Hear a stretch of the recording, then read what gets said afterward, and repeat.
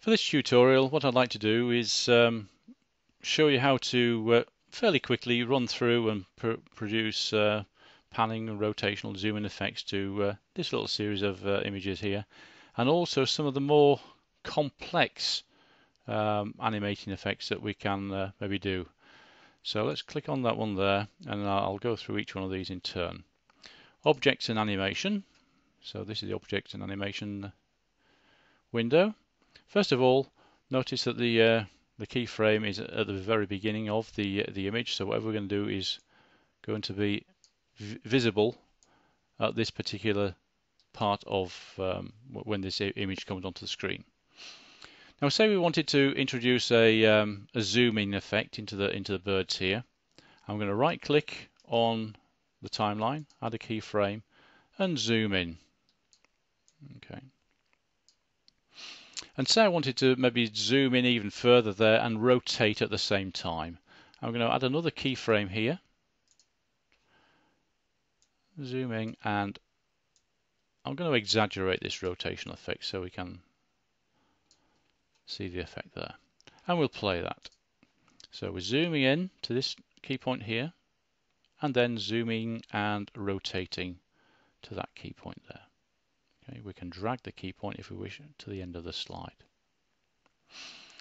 Now then, up here, if you notice when we were zooming along here, it was a straight into the zoom, stop, and then into the zoom and rotate, stop. And that is because we've got up here the default setting, which is linear. Now, if we'd have selected accelerate, it would have started off very slowly and then gradually zoomed into the full rate. Slow down would have done the opposite. It would have been zooming very quickly and then slowing down. And smooth, which is a very nice effect, it will gradually start into the full speed, slow down into the full speed, and slow down as you go along the timeline. However, if we select, so I'm going to select that key point there, and I'm going to go into the pan, because we've actually applied a bit of pan, zoom, and rotate to this image as we go along the timeline. I'm going to select smooth there, smooth for the zoom, and smooth for the rotate. Now if we play it, if you notice, we're rotating at the same time all the way through the timeline. Now this is because we've gone and changed it from a linear effect. So in order to bring back just the zoom into that area there, into that keyframe then, and then the zoom and rotate in that area there, we need to split out these effects. So if we go into setting up, we need to separate here. Click OK on that one. Separate here. And depending on how many keyframes you've got along here will depend on how many of these separate here scissor effect you've got, and you can separate whichever ones you wish. Well, I'm just going to show you the effect of this one particular simple example. So now hopefully we'll have a zoom, nice smooth zoom to there, and then a zoom and rotate effect there.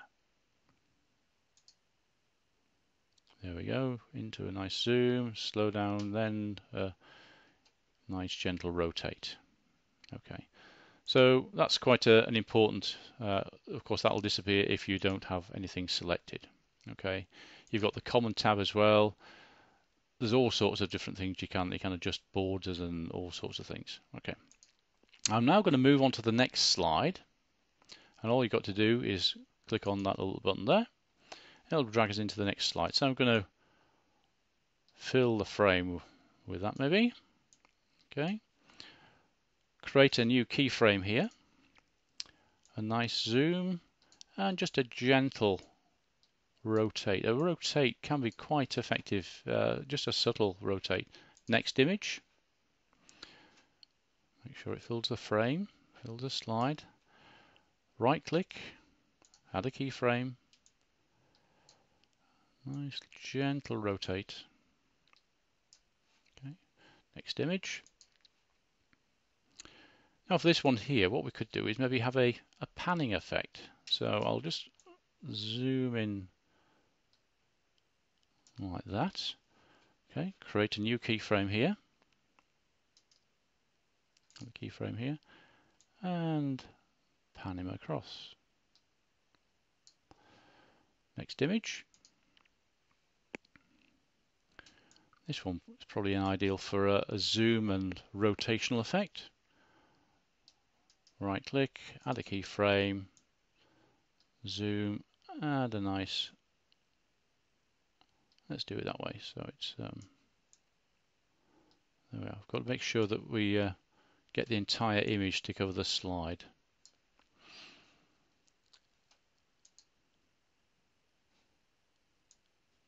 And let's try this one again. Add a keyframe here, nice zoom, and we'll rotate in the opposite direction. There we go.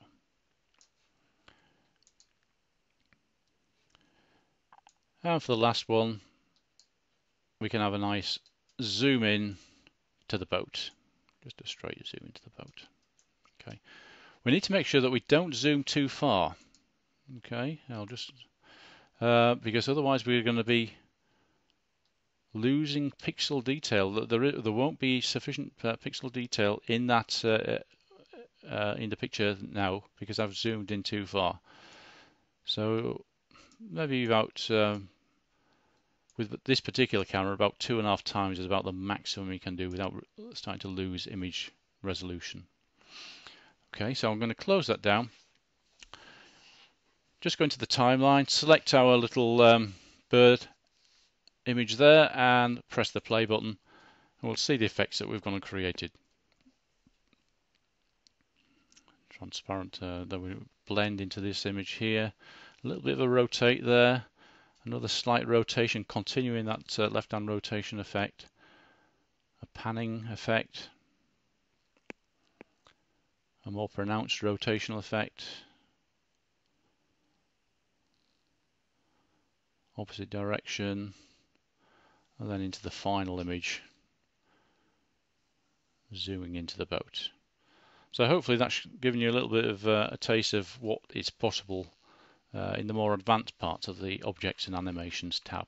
And of course you can bring in videos, other images to enhance and create all sorts of animated effects.